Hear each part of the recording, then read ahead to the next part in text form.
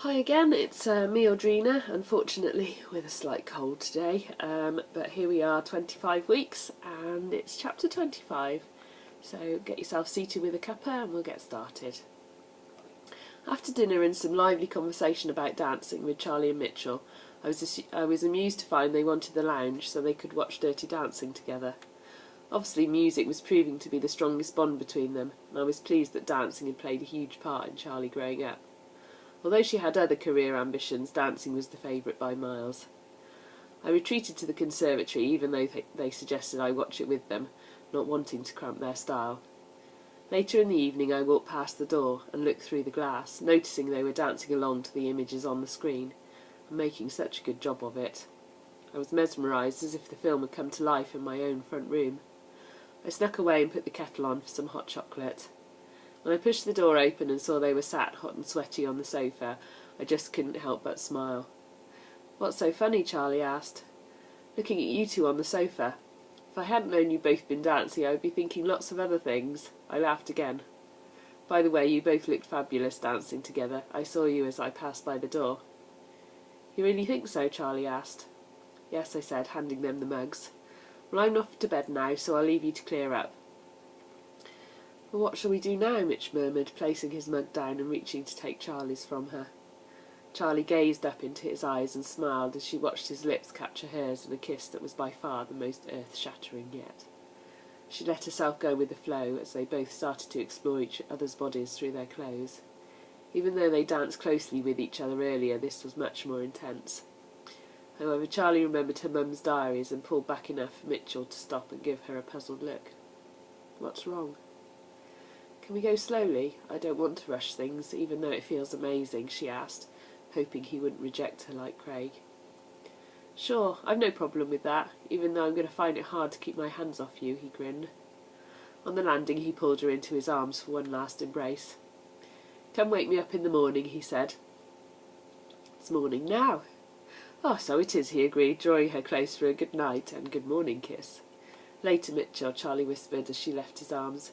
"Later, Charlie, I'll be dreaming about you." She blew him a kiss and entered her room. Lying there in the darkness, she struggled to drift off, hoping he might try and sneak into her room. Being a true man of his words, he didn't appear. Even though she was disappointed, she was also pleased he was willing to wait for her despite the physical attraction between them. She found him waiting in her dreams as they danced together, surrounded by golden leaves that were gently falling as he lifted her and she glided towards the warmth of the sun. I woke up first and crept downstairs to put some coffee on. I had slept fitfully, worried Charlie and Mitchell had spent the night together. After a coffee I dismissed these thoughts. I decided I had to trust Charlie. After all, she'd read the diaries and I knew what I used to get up to. If this relationship continued, I'd allow them to share a bedroom together and would treat them like the adults they were. In the next moment I was startled from my thoughts as Mitchell entered the kitchen and perched on the nearby stool. "Morning, Stephanie. Is Charlie not up yet?" "Afraid not. She's not known for early mornings at the weekend. However, if I turn the radio up, she might hear it and come down." I poured Mitch a mug of coffee and turned up the radio. It was tuned to Love Shack, so a mixture of hits bounced around, ranging from the 60s through to the 90s. "I love this group," Mitch said, as the distinctive bass of Our House by Madness filled the room. "I saw them on the television for the Golden Jubilee celebrations." "Yes, they're great. I remember dancing to their hits when I was young." "They're one of my dad's favourite groups. He looks so funny when he jumps around to this, telling me that is how dancing was in the 80s. We weren't as sophisticated in those days as you are today, but maybe that's how music and dancing progress." "Charlie tells me you're a DJ. That is such a cool job, playing music all day and chatting." "Yes, it is. It keeps me sane and allows me to play music I love." "So, you had to choose 80s tracks for the final of the dance competition?" "Yes, that was a bit of fun. I love Michael Jackson, but thought it would be great to reinterpret something different, especially as the dance for Thriller is so well known," he said. We both turned around to see Charlie had arrived, dressed in her pyjamas and fluffy slippers. "Morning, sleepyhead," I said, turning to pour my daughter a cup of coffee as she took the stool next to Mitchell. "Yeah, I've been up for ages," Mitch said, giving her a quick peck on the cheek. "Well, you could have shouted at me. What have I missed?"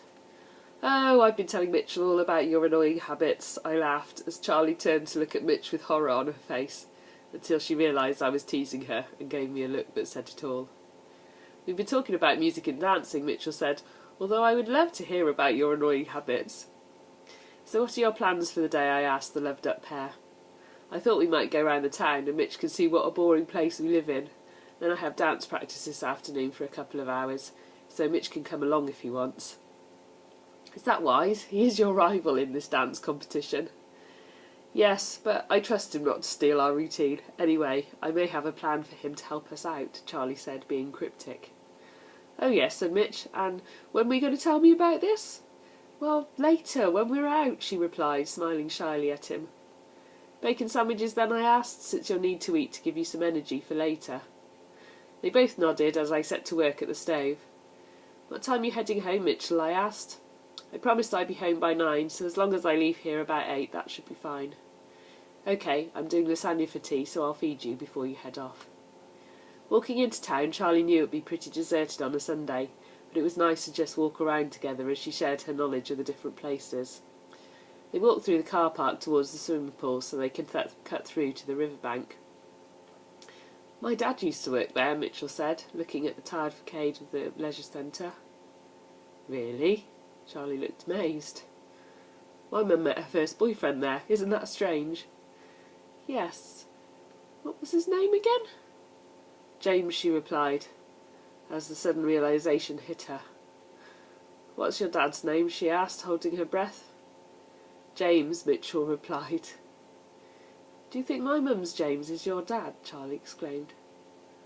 "That's just what I was thinking. How weird if it was." "I know a way we can check," Charlie revealed. "We need to go home, though, as I have a photograph of the two of them together." Grabbing his hand, they turned and quickly walked back to the house. Carrying cold drinks, they went upstairs. Her mum had gone shopping, so the house was deserted. As Mitch sat down on her bed, Charlie pulled the photo album out from under it and turned to the back page before handing it to Mitchell. "Oh my God, it is my dad," Mitchell exclaimed, almost dropping the album from the shock of his realisation. "This is so mad." "So, do you think my mum was his true love then?" Charlie said, sitting down beside him and gazing at the now familiar photograph. "I guess so. As my brother Darren is 23 and the diaries are from 1988. He was born in 89 and I was born in 91 before Mum left us."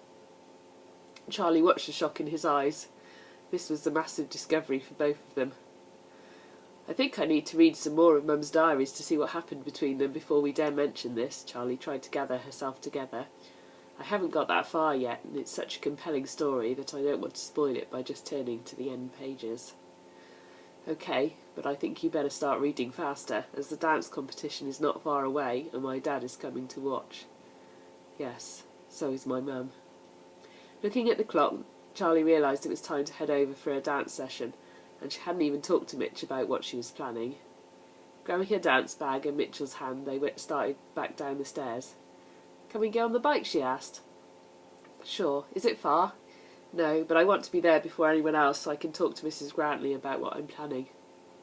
"Yes, and I'd quite like to know what I'm letting myself in for," Mitch reminded her, grabbing their helmets. Once they arrived at the school and were walking towards the entrance for the main hall, Charlie turned to Mitchell. "OK, what I want to do as part of our dance is to fall from a fair height and have somebody catch me. But as we are a group of girls, there is no one who would have the strength to do this. So I wondered if you might step in?" "I would catch you any day," Mitch replied, and they both thought back to yesterday's visit to the lakes. "I would love to." Inside, Mrs. Grantley was already there. She looked startled to see Charlie heading through the door, accompanied by a tall young man who looked vaguely familiar. "Hi, Charlie. You're early." "Hi, Mrs. Grantley. This is Mitchell," she said, introducing them. "I've had an idea about our dance to take my breath away, and I want Mitchell to help us with it. By the way, he's in the dance group from the college in rugby, who are also in the finals." "Ah, that's where I recognise you from," Mrs. Grantley said, smiling. "OK, tell me what you're thinking then."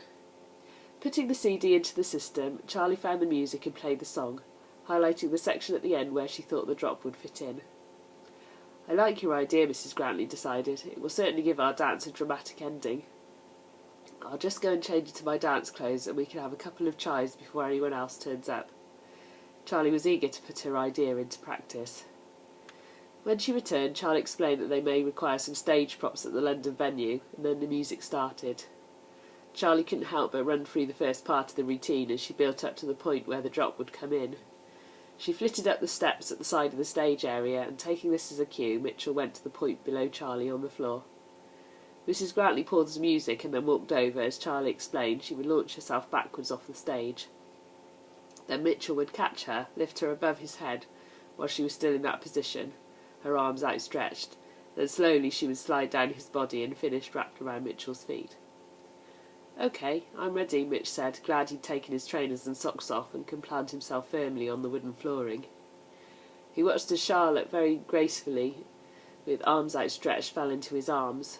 Holding her around the waist, he lifted her directly above his head.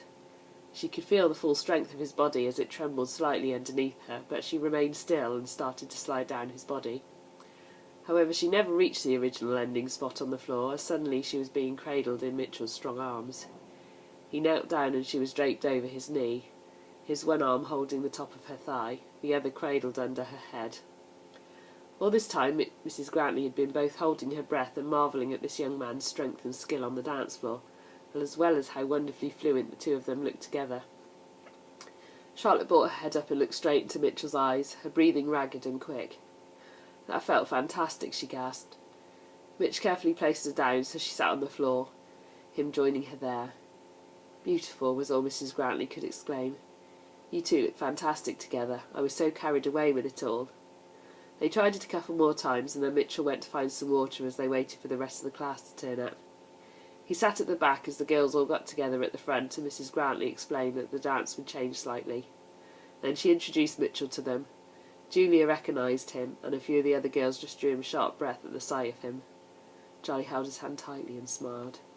They all knew she was the exceptional dancer, so after going through the dance as a group a couple of times, they all sat back and watched the proposed new ending. Before Charlotte took up position on the stage, Mitchell gave her hand a squeeze. Then once more she was dropping, then soaring as their bodies connected. He slowly lowered her to the ground, stealing a kiss on her cheek as he finished the move, to a resounding applause from the small audience.